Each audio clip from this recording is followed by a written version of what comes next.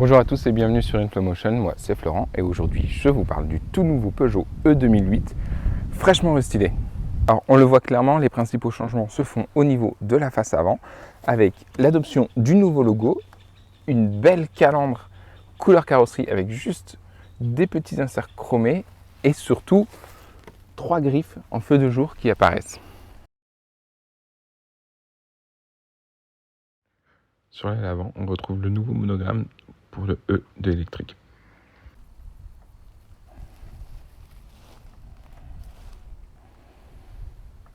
À l'arrière, peu de changements, hein. Le logo Peugeot a disparu, on a juste le Peugeot écrit en toutes lettres dans une typo plus grosse, un bandeau qui intègre la caméra de recul. L'intégration n'est pas géniale, je trouve, ça aurait pu être un peu mieux fait, et surtout les feux qui ont été redessinés. Alors ça demande un œil un peu averti pour le voir, mais voilà, c'est là le nouveau 2008. Vous l'avez vu en dehors de la face avant, peu de changements. Maintenant on va passer à l'intérieur pour voir ce que ça donne.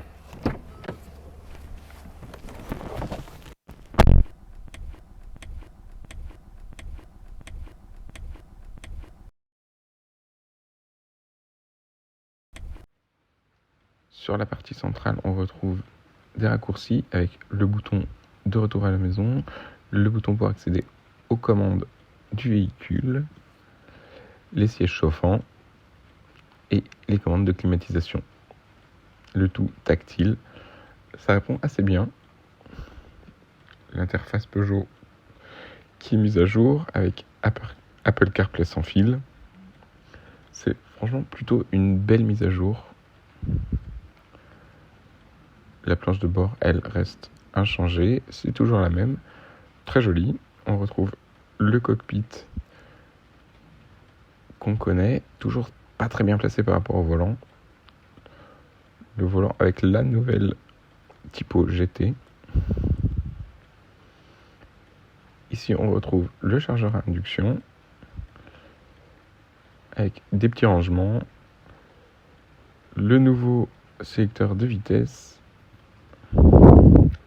Les modes de conduite, sport, éco et normal, et un grand rangement.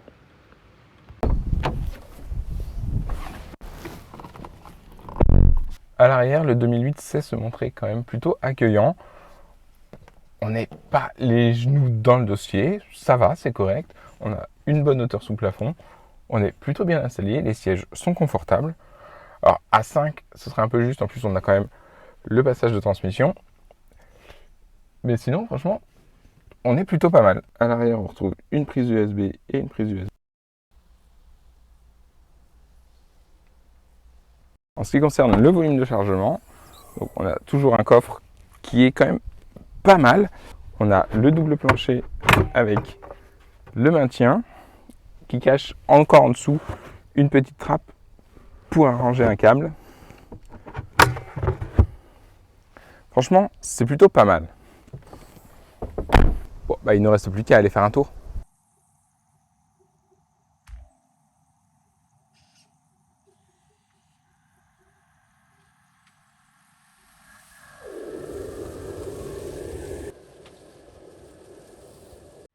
On peut facilement faire un peu de tout chemin, évidemment. C'est pas un 4x4, donc on ne fera pas du tout terrain, mais en tout chemin, c'est suffisant.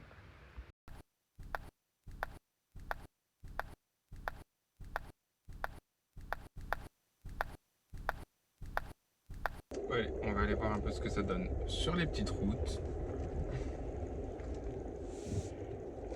C'est parti.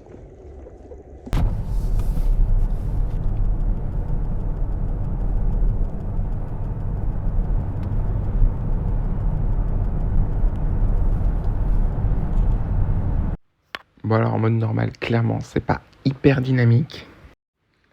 C'est pas désagréable non plus, mais franchement, c'est pas le véhicule le plus sportif et le plus dynamique qu'on a pu essayer.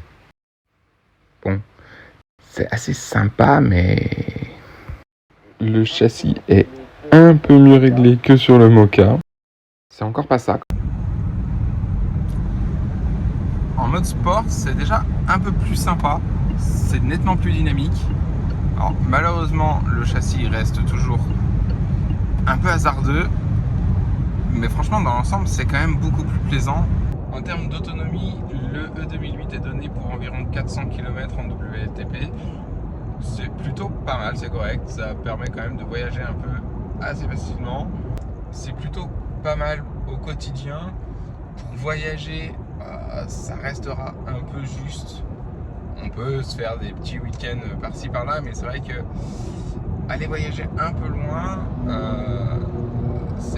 ça reste quand même un peu limité. 400 km, c'est correct, c'est envisageable. En termes de consommation, c'est pas génial. On est à 16 kWh en général, en moyenne.